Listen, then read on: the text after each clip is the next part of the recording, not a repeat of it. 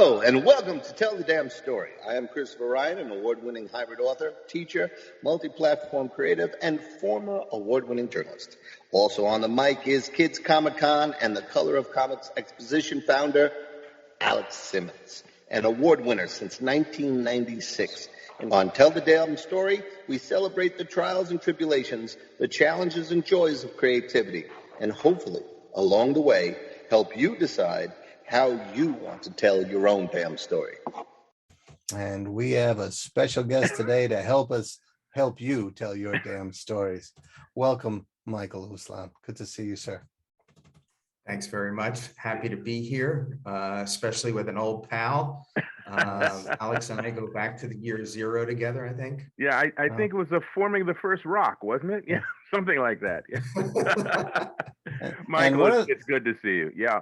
Alex, you tend to like to set the stage by giving us a little background, and could you do that for us? Well, today? I like to set it, but there's so much to say about Michael. But I mean, folks, first off, listeners, those of you who are somehow not cued in, I will just start off by saying that Michael is a multi-talented individual, a writer and an entrepreneur and a number of other things. And he's most known as the producer, executive producer of all things Batman in terms of the film world, animation and live action.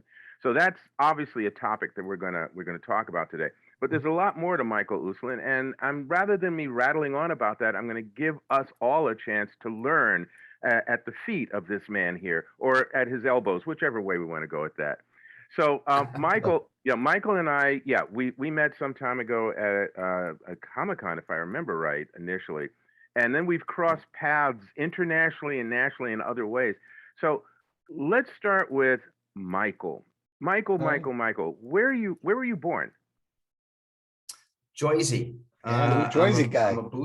I'm a blue-collar kid from New Jersey, and grew up there just off the Jersey shore.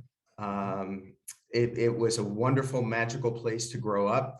And the most important thing about it for me was we were approximately 1 hour from New York City in an era in the 1950s, 60s, and early 70s when almost all the creators of the great comic book superheroes and the writers and the artists and the editors worked in New York City and lived either in New Jersey, in Manhattan, or on Long Island. So they were all within striking distance of me. And then when Comic-Cons first began, the first big Comic-Con was held in New York City in a Fleabag hotel downtown. And I was within striking distance. So I kind of have become the Forrest Gump of comic books as a result. I've been at all these important places, meeting all these important people, but I got the whole history of comics straight from the horse's mouth. It's fantastic. If we could go to your childhood there in the wonderful New Jersey. You collected comic books like there was nobody's business. Matter of fact, legendarily, eventually amassing 30,000 comic books. So by the time I was 18. By the time you were 18, okay? Yes. And what I want to know about that is, you had to collect everything, and read everything. So from all of that absolute feast of imagination, right? How did Batman emerge as your number one guy, to quote one of your movies? Well, according to my mom, I learned to read from comics before I was 4 years old. When I first became an avid comic book reader, ages 4, 5, 6, 7, Superman was on TV. And Batman comics, I remember at that age, were a little too scary looking.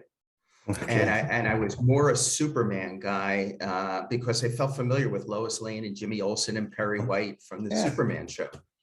And it was only when I was a much more mature, 7, that that I gravitated more to Batman.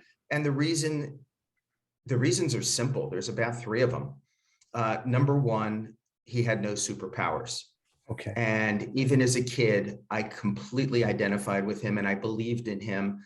And I believed in my heart of heart by the time I was 8, that if I studied hard, if I worked out really hard, and if my dad bought me a cool car, I could be this guy.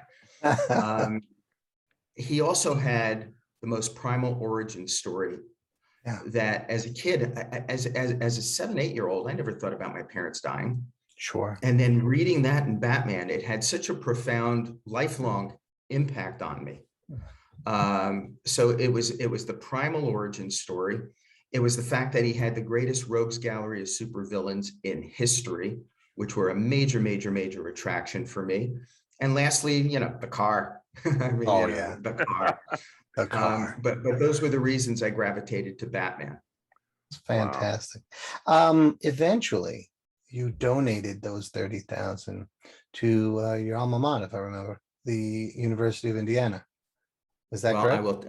I will tell you now that 2 weeks from now, my wife and I are renting a box truck, and we are driving from New Jersey to Indiana with about 50 more boxes of comic books and books, which will bring my total donation so far to the Lilly Library at Indiana University, which is, by the way, their rare book library. Sure. They house the Orson Welles collection, Peter Bogdanovich collection, Glenn Close.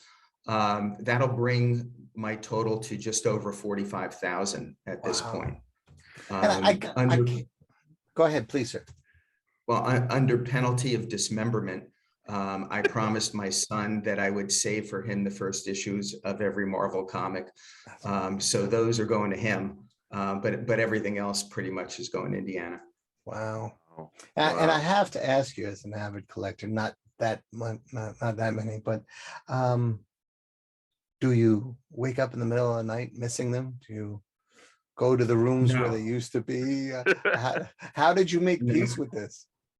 I made peace with it because DC started DC Archives and Marvel started Marvel Masterworks.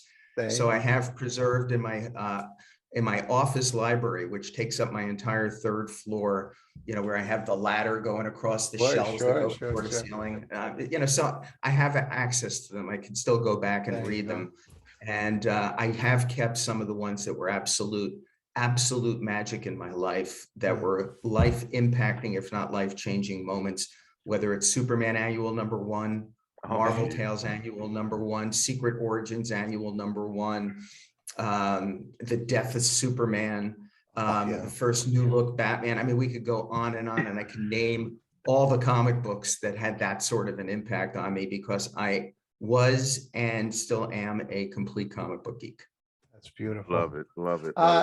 Can I just want to jump in here? So nerd, the phrase nerd is now something and geek that people embrace now. Society embraces it at this point. But back when you and I were younger people and enjoying comics and watching George Reeves as Superman on television, things like that, if nerd or geek was thrown at us, it was thrown as an insult. So we had to find our own tribes. Did you have a tribe, a group of friends that were as into comics and so forth as you were at that time? This is a penetrating question, Alex, and it's critically important.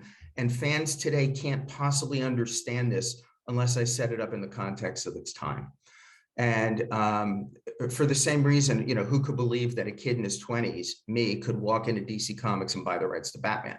I mean, it's impossible. It's inconceivable today until you set it in the context of the times. It's the only way you can explain it. When I was growing up, 50s, 60s, into the early 70s, comic books were subversive. If you were reading comic books over the age of 12, it was subversive. People looked down at you. You were an oddball. We had a whole generation of parents, teachers, and authority figures that bought into Dr. Frederick Wortham's book, Seduction of the Innocent, hook, line, and sinker, and believed that comic books were the primary cause of the post-World War II rise of juvenile delinquency in America.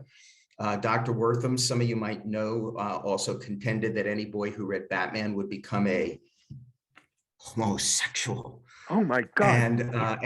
And any girl who read Wonder Woman would become a lesbian, and that comic books cause asthma because children were staying indoors to read them instead of playing outside in the fresh air.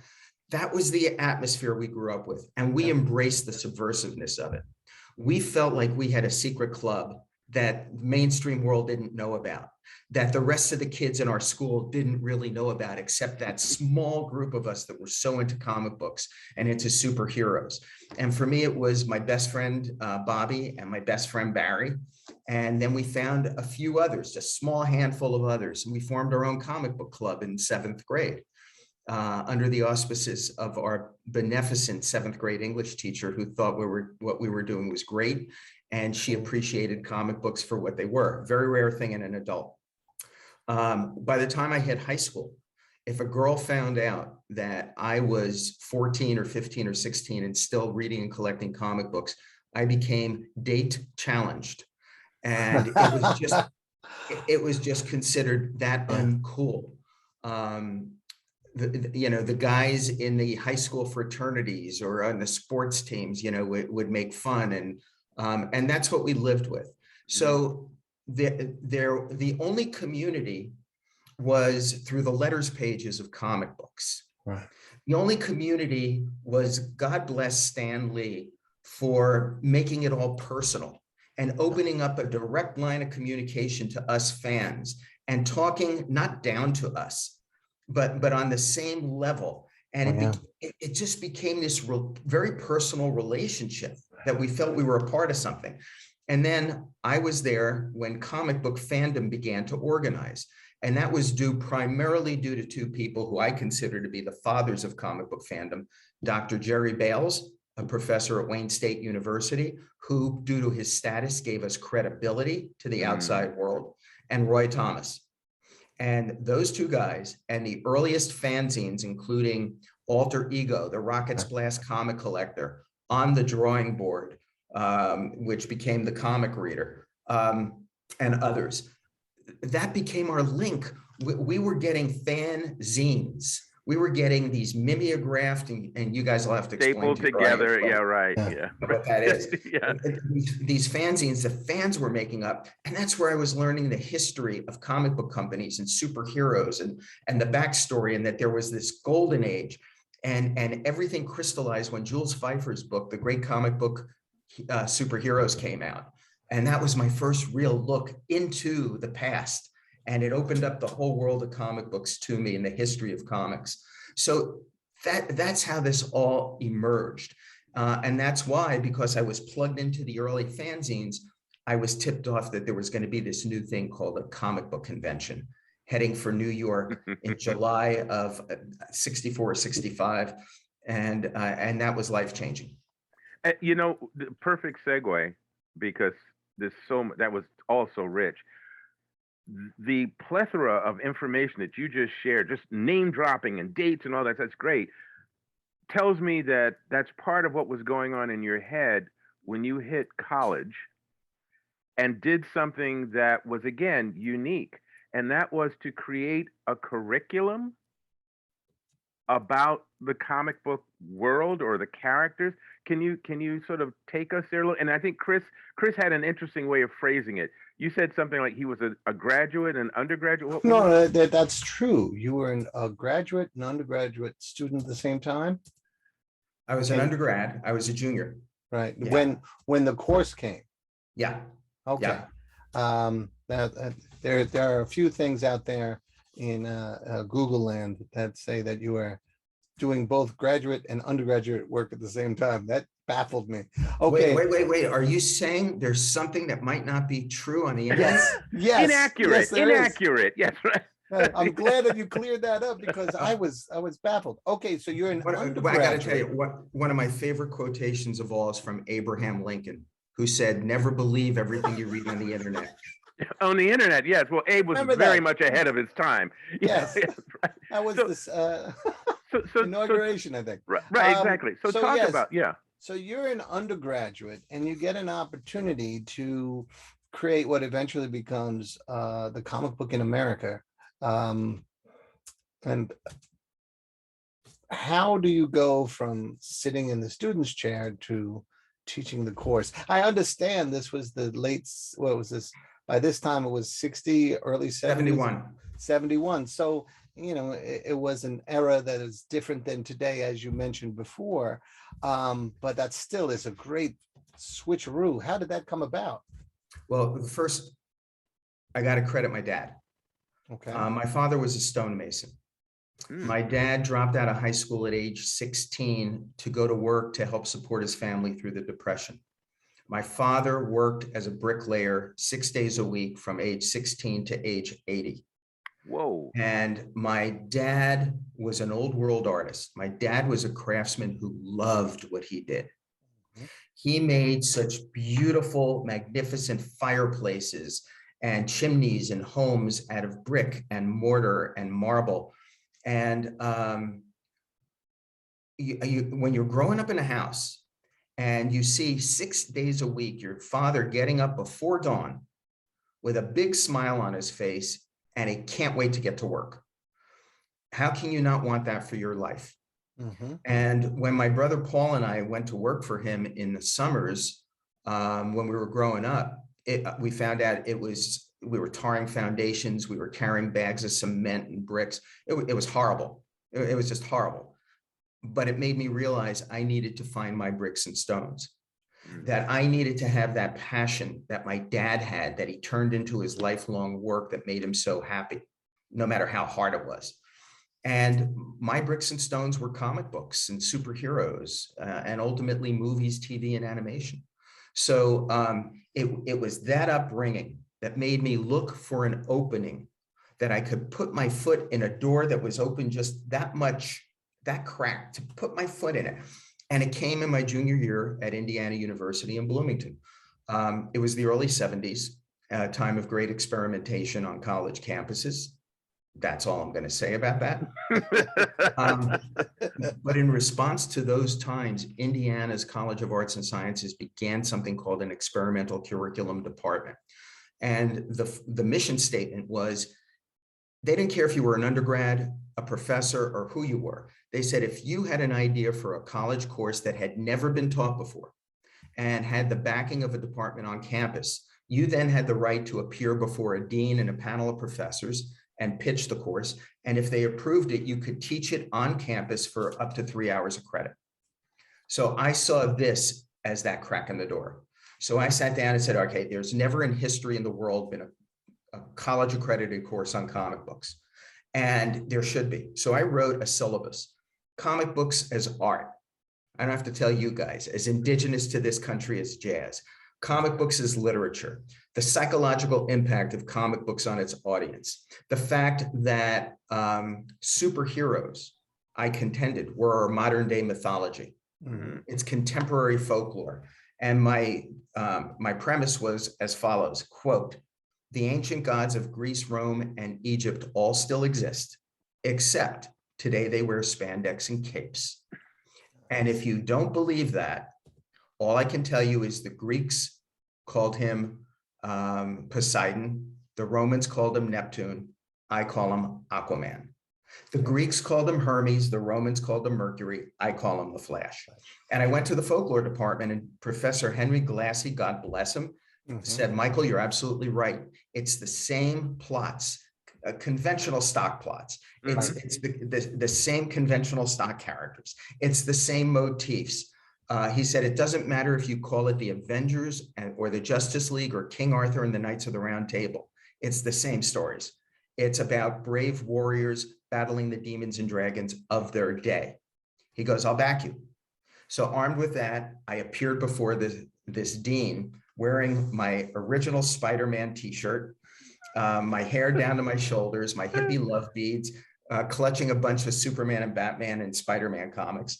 And I went into this very dark mahogany conference room with a big conference table around it with professors sitting beside the dean at the end. And I thought I had just walked into the secret sanctum of the Justice League.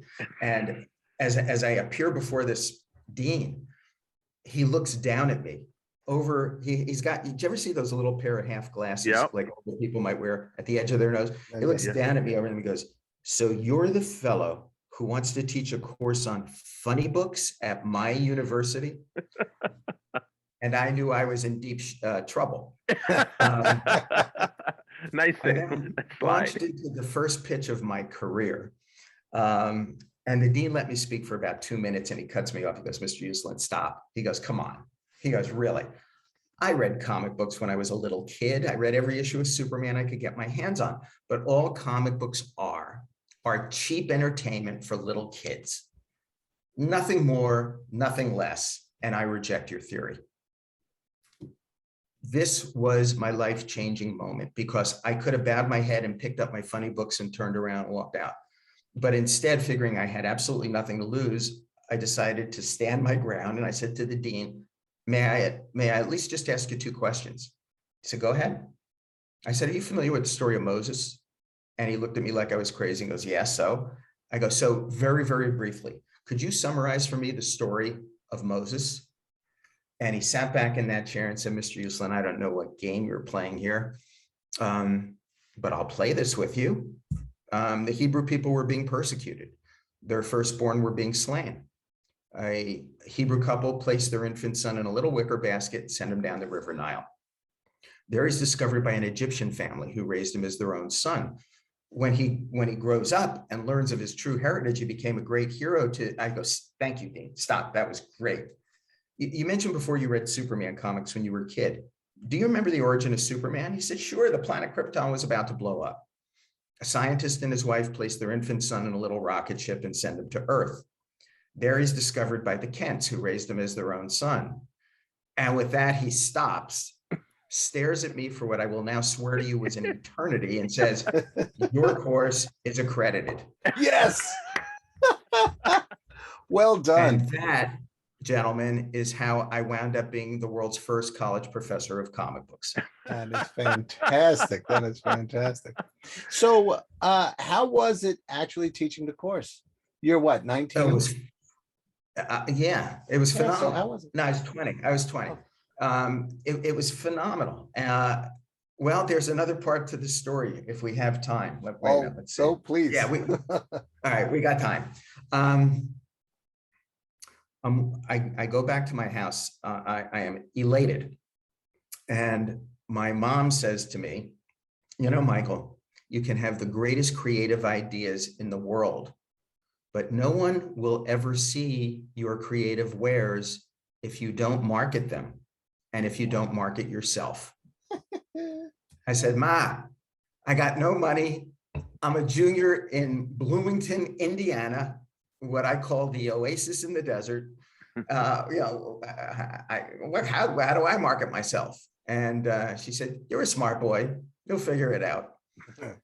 So once again, figuring I had nothing to lose, I picked up the telephone and I called United Press International, which back then was as big a news syndicate as the Associated Press is today. I asked to speak to a reporter. Both of which we'll have to explain, but. Yeah, right. This reporter gets on the phone and I started to scream at this guy. I said, what's wrong with you? You're supposed to be the watchdogs of our society. This is outrageous. He says, calm down, sir. He goes, what are you talking about? I go, what am I talking about? Are you kidding me? I hear there's a course on comic books being taught at Indiana University. Are you telling me as a taxpayer in this state, they're using my money to teach our children comic books? This is outrageous. This has got to be some sort of communist plot to subvert the youth of America. And I slammed down the phone. So the results? So wrong, so right. 3 days later, there's a knock on my door and it's a reporter from UPI with a cameraman. It took them 3 days to check the story out and to track me down. And they interviewed me. And this interview with photos was a third of a page long. It was picked up by virtually every newspaper in North America, a bunch in Europe. My phone started to ring off the hook. I was invited on radio talk shows. I was invited on TV talk shows. I never taught one class that wasn't filled with TV cameras and reporters. From the NBC Nightly News on, from Family Weekly magazine to Playboy, everybody showed up. And as a result of that, about 2 weeks go by, I get a call one day, and it's this exuberant guy on the phone. Hi, is this Mike Uslan? Yeah. Hi, I'm Mike. This is Stan Lee from Marvel Comics in New York City. Yep. And I always refer to this as my burning bush moment. I was talking to my God. He goes, Mike, I saw you on TV. I'm reading about you in newspapers. What you're doing is great for the entire comic book industry. How can I help you? Wow. And at that moment, my relationship with Stan changed from idol to mentor, and then blossomed from mentor into friend, and evolved into from friend to creative associate, and ended with me as one of the producers of his memorial at Grauman's Chinese Theater in Hollywood. Wow. Yeah, you know, you're the kind of interview that should be done in like chapters. You know, like the next 4 episodes we're gonna be interviewing, but I want to try and just move forward a little bit, just because I know you also looked at your watch, so I know we have a limited amount of time. Well, so you're 20, but I just got to get us a little bit further. Where I know we're going to the same place, Alex. Well, okay, then go ahead. Well, at around the same time, you're in that age range where you also walk into DC. Yeah. Okay, you're right. We're heading to the same place. And do another outrageous pitch to buy the rights, the film rights to Batman. How did that happen? I mean, again, like you said before, no one would understand. This could never happen in 2021, but this was the 70s.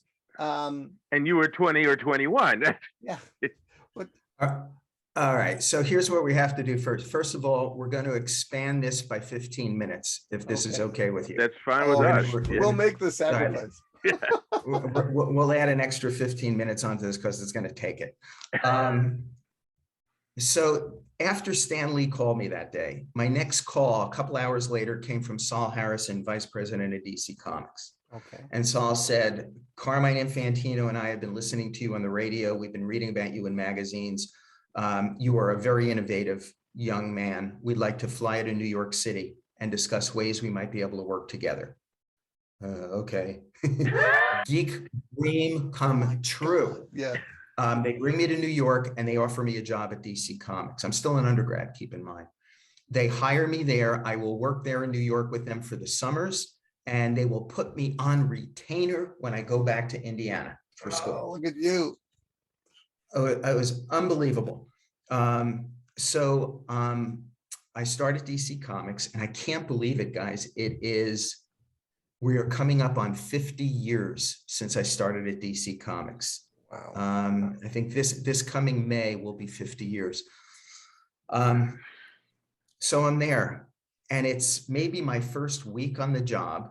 It's about 6 o'clock at night before I have to make the train back to New Jersey. And I hear yelling and screaming coming from down the hallway. I thought someone was being murdered. I go running down, and it's from the editor's office of Denny O'Neil, whom, as you guys know, I was friendly with. He was my first guest speaker at my comic book course. And Denny and I really bonded when he came out to Indiana. So I knew Denny really well, vice versa. And I go, Denny, are you okay? He goes, no, I'm not okay. I go, what's the matter? He goes, DC had canceled my comic book, The Shadow. And new sales figures, the latest sales figures just came in, and they took a big jump up, and they just uncanceled it. I said, so why isn't that good news? He said, because it puts us back on a production schedule, meaning the script is due tomorrow. And I don't have a script for The Shadow.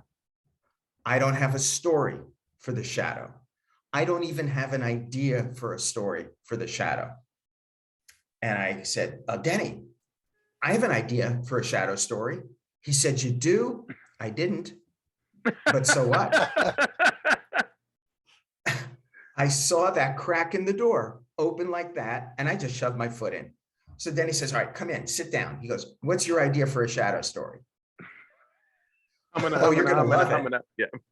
Yeah, and that began a sequence, and I'll spare you the details, but it wound up, after I concocted this pitch on the spot, he said to me, can you have a full script on my desk by 6 p.m. tomorrow? I said, not a problem. He says, go do it. I'm now a writer for DC Comics.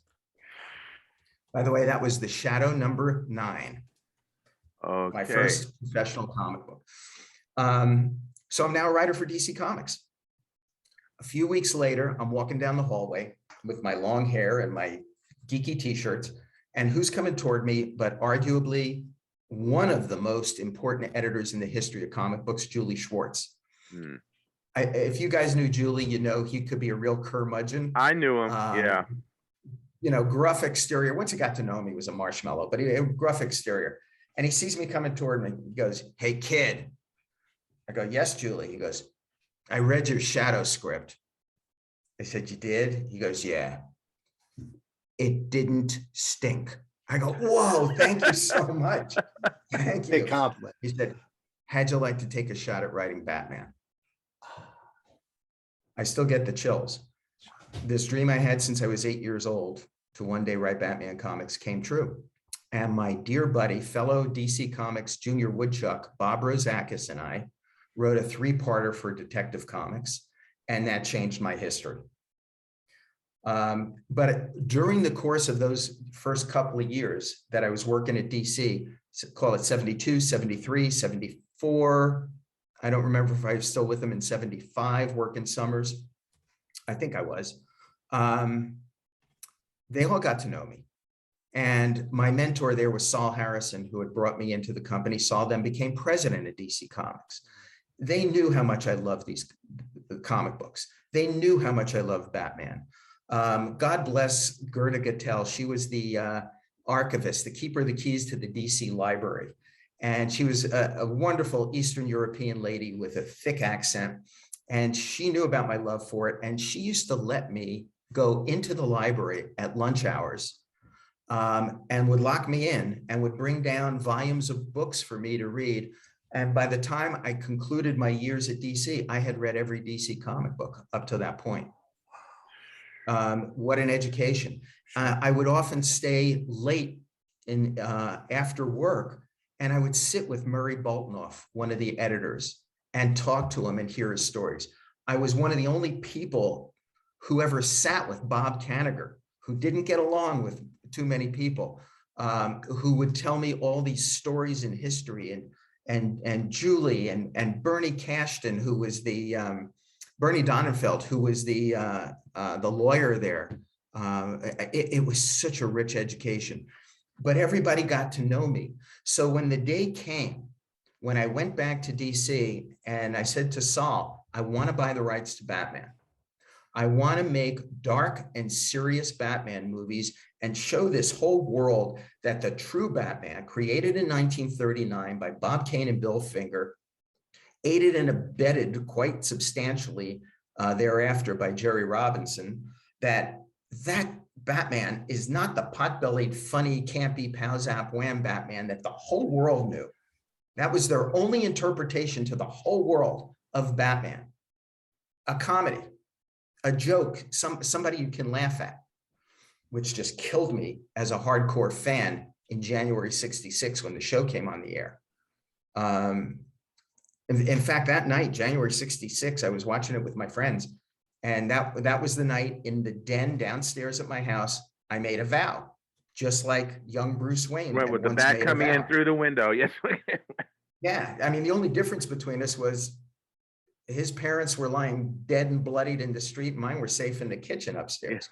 Yeah. But I vowed that somehow, someday, I would find a way to show the whole world the true Batman, the creature of the night stalking disturbed criminals from the shadows. And I would find a way to erase these new words, pow, zap, and wham, from the collective consciousness of the world culture. I love it. So that's where it took root. So Saul said to me, Michael, for God's sake," he was very fatherly. He was a wonderful man. He says, Michael, for God's sake, don't do this.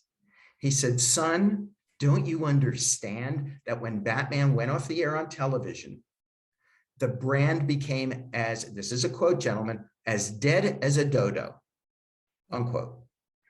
He said, "Nobody's interested in Batman anymore." I said, "Yeah, but Saul, nobody's ever done a dark and serious comic book movie, superhero movie. It'll be almost like a new form of entertainment." And he said, "Is there any way I can talk you out of this?" And I said, "No." And he said, and this is another quote, "Okay, schmoozle, come on in." that was how the thing began.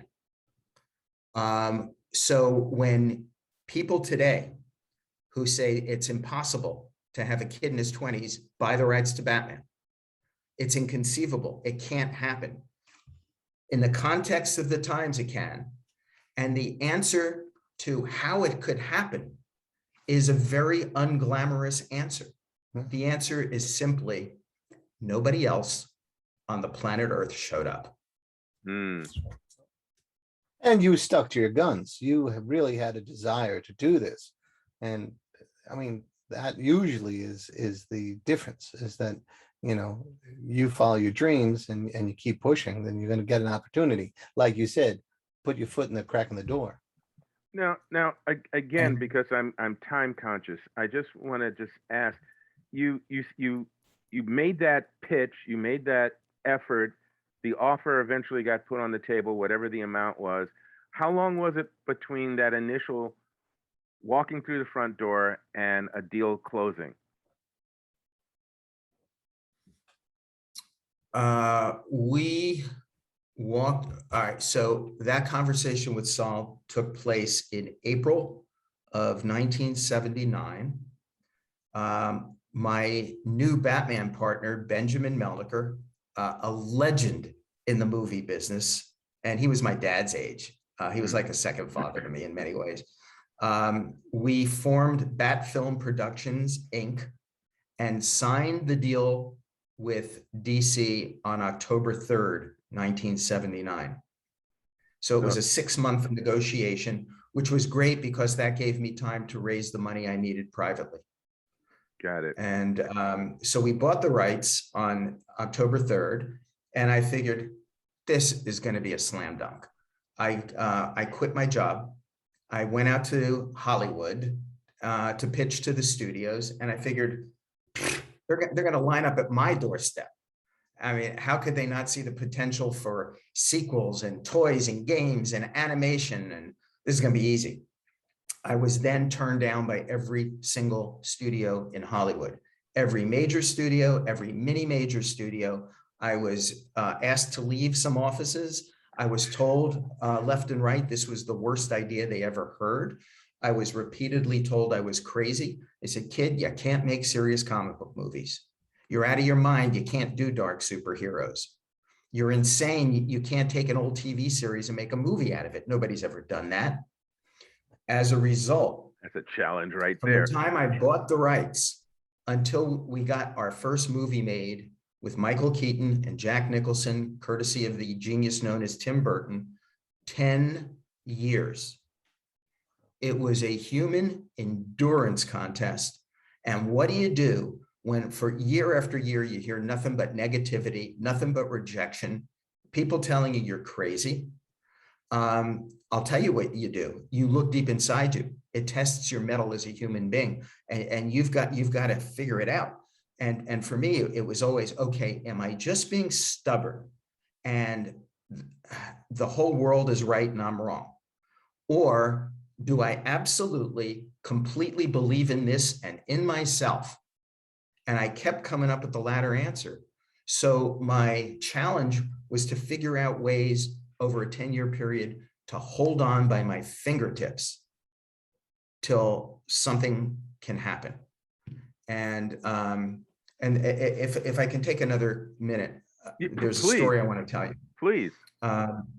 Yeah, by the way, Stanley always told me, Michael, you know, whenever you can work in a plug, for God's sake, work in a plug. This whole story I tell in my memoir, The Boy Who Loved Batman, which is originally published in hardback. The new revised trade paperback edition is out now on Amazon, et cetera, The Boy Who Loved Batman. But the sequel memoir is going to be published March 1st, 2022. Fantastic. And before I tell you the title, I need to tell you this story. Ben and I had just gotten our rejection from the final studio. And they had told me in that meeting, they said, look, kid, if you really want to make a Batman movie, we'll consider it. But it's got to be that funny, pot-bellied, pow-zap wham guy, because that's the only Batman that audiences will remember and love. And I sat there in a pitch meeting at the studio and said no. And the production executive, who had been there for decades, rolls his chair right in front of me, and he leans in and he says, "Son," and by the way, every time somebody calls me son, I know I'm in trouble. He said, "Son, better to have a movie made than no movie at all." And without even looking at Ben, I just said to him, no. So that was it. That was the last studio. Ben and I are sitting on a bench on the studio lot after this. My head is literally down. It was one of the two lowest points of my career. And Ben looked at me and he said, "You know, Michael, it's pretty interesting to me that our final no on Batman came from you." He said, "You know what that makes you?" I said, "Yeah, Ben, I know, an idiot." He says, no, not at all. He goes, "It makes you Batman's Batman." I said, what are you talking about? He says, "Michael, you have this vision that you believe is a true vision to do this in a dark and serious way, emulating the way the creators had intended. And you've just shown me you're willing to sacrifice everything and anything, money, getting a major movie made, in order to see that Batman is handled properly according to this vision." He says, "You're Batman's defender." He said, "You're Batman's protector." He says, "Michael, you're Batman's Batman." The name of my sequel memoir is Batman's Batman. Fantastic. I love it. I love it. So that's fantastic, by the way, and congratulations. We look forward to the paperback, or trade paperback. I want to check out, but the sequel is going to be really cool too. After, I think it's about 40 Batman related films or Batman films, here you are, the boy who loved Batman. Main book is out. Memoir part 2 is coming out. And what is the status with the Broadway project? It's the most exciting thing of my career since Batman started in 1979. Batman and the 10 years and going through that began in the first quarter of my career. I'm now clearly in the fourth quarter of my career. So the fact that coming up this coming year, 2022, the sequel book is coming out in March. The new Batman solo movie, The Batman, courtesy of another genius, Matt Reeves, is coming in March. There's going to be a great new animated series. And I always love to shift the spotlight to all the ladies and gentlemen who have been involved in Batman animation.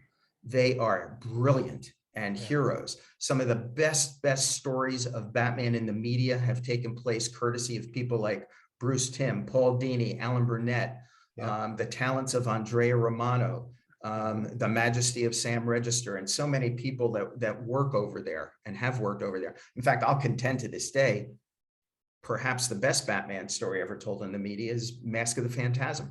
Yeah, great story. An incredible piece of work. They deserve more of the spotlight.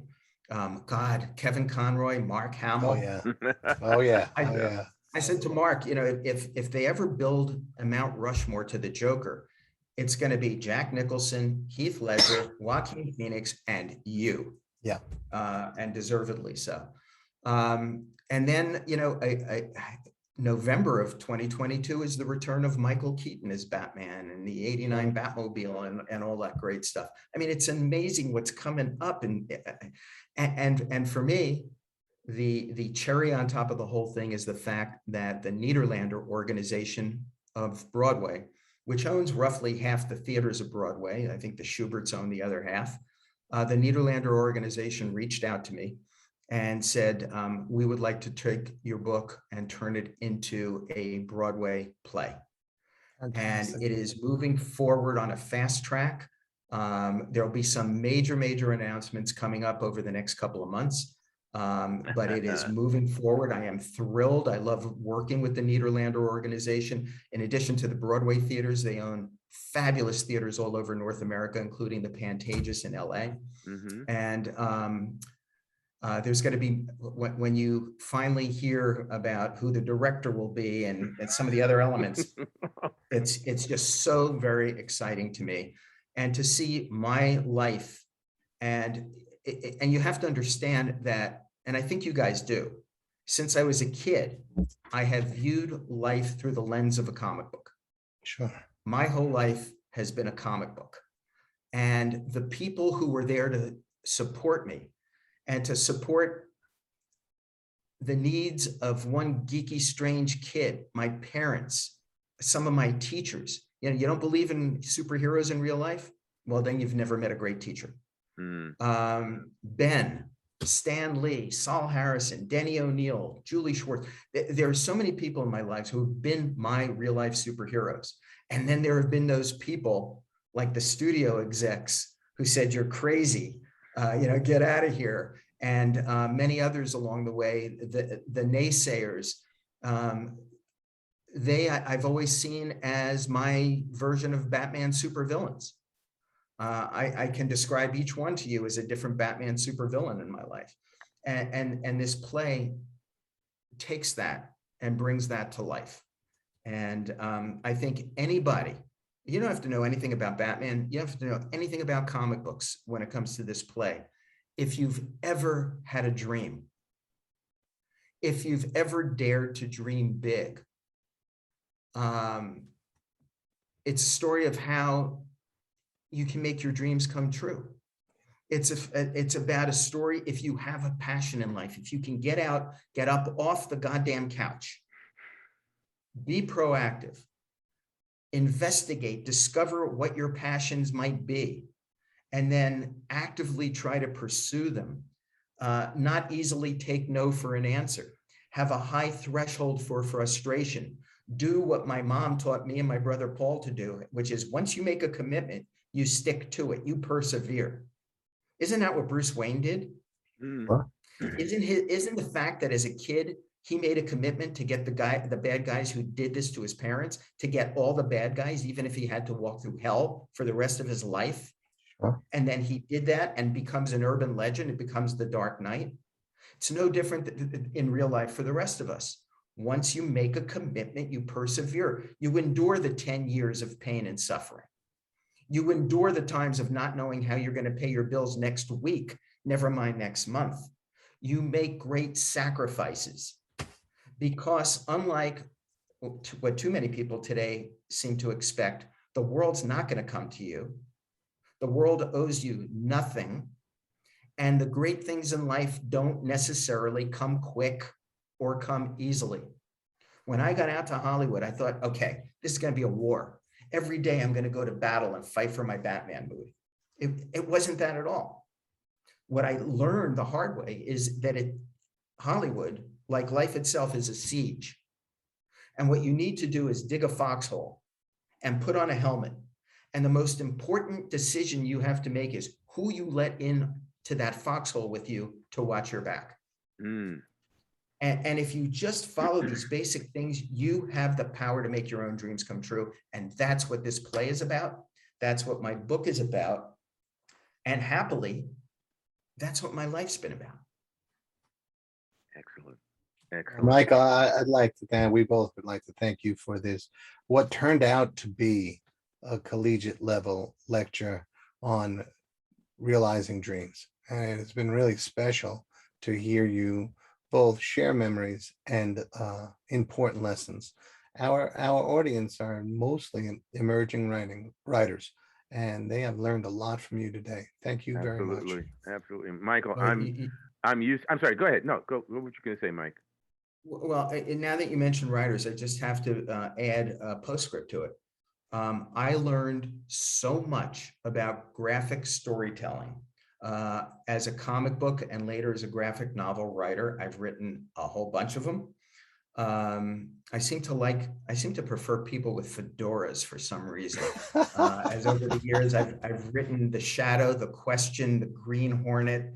I did a Batman hardback graphic novel called Detective Number 27, which was very pulp inspired, and I got Bruce Wayne back into a fedora. Yeah, there's been something about that. The Spirit I wrote, but I learned so much in graphic storytelling from Denny O'Neil, from Julie Schwartz, whose motto to all of us young writers was always "B.O." No, it didn't mean that. It be original. And then from Alex Toth, another Sure. Oh my God. legendary artist. I was honored to become the very first writer of The Question following Steve Ditko, his creator.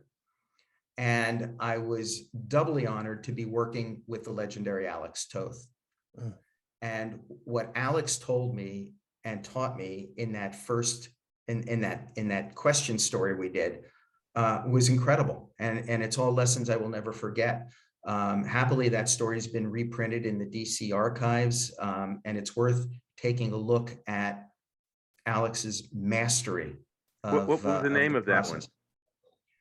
It was Action Heroes Archives Volume 2. It was the old Charlton characters. They did 2 volumes with Captain Atom, Blue Beetle, Peacemaker, you know, all of those characters. And my Question story is in there. I was the only writer in between Steve Ditko and Denny O'Neil. Wow, that's fantastic. Wow, I just wanted to give those guys credit. Sure. And well, you should. Well, you should. I mean, we all get to stand on the shoulders of those who've come before us, and it serves us and honors them that we don't forget that. And when the opportunity turns around, and as we, you know, Chris and I have tried to do over the years, is to help others. You know, it's again, you pass the baton and you pass on whatever you've learned. And you shine a light. Yeah, and the people you talked about, I knew Denny, and he was remarkable, and he was so giving and sharing of his skills and his knowledge. And so it's a fine example for anybody who learned under him to, again, pass that on. So I totally get it. Again, Michael, I understand your timetable. So I, as Chris said, I also want to just thank you for this. And I want to beg you that as the clocks turn and all that, and the sands drop through the hourglass, that we try and do this again at some point, so that we have to do it like next February or something, when things are just about to all come out. Would be see great. Now I was trying to give him the space for that, but you know that we can do it. Absolutely. Wait, I learned today to be bold. I learned you know, that we can do it again. I'd love to. Yeah, because there's so much more. Yeah, we could do a whole hour just on Stan Lee. Sure. I have Stan Lee anecdotes that need to be told. But also the fact that as a kid, my dad and mom used to take their Sundays, and I told you my dad worked 6 days a week, and they would drive me to the homes of artists and writers and editors on a Sunday, where I would arrange to go up to their home to interview them. This is when I was 13, 14, 15, 16 years old. Wow. So I spent an inordinate amount of time with people like Otto Binder, who introduced me to C.C. Beck, and we began a weekly correspondence through the mail. Joe Simon, who I became very, very close to, and got all these stories straight from the horses' mouths. I would on any holiday from school, me and my friend Bobby would go to New York City as kids, take the Tuesday afternoon DC tours where they gave out original artwork. And that was the first place I got to meet Bill Finger. I met him twice. I sat with Bill Finger at 1965 New York Comic-Con, and he told me the story of the creation of Batman. Wow. Bill Finger told it to me. Wow. From literally from the horse's mouth. Yeah, really. Literally. Yeah. So I went to Tower. I went to Harvey Comics. I went to Archie Comics. I went to Gold Key Comics. I went to all these places and got all this stuff. that is unique and firsthand. I worked with Walter Gibson, the guy who really is responsible for the creation of the shadow as we know it. Yes. And Walter shared information and secrets with me that were quite wonderful. He was Harry Houdini's last living associate. God, there are so many stories to be told. I told a bunch in my first book. I'm telling 100 more in my second book. But I'm going to reserve a whole chunk for us to do in our next session. Yes, that's fantastic. Absolutely perfect. Thank you. Michael, you are a wonderful, giving human being. I knew this was going to be enjoyable, and I thank you for taking the time. Absolutely. Excellent. My pleasure. Thank you for your passion. It's really, really inspiring. Thank you very much. Folks, whatever you heard here today, take it to heart, write it down, engrave it on your forehead, and be back the next time when we talk to other people. And Chris and I share whatever we can too to help you tell your damn story. Take care, everybody. Peace. Thanks. Thanks.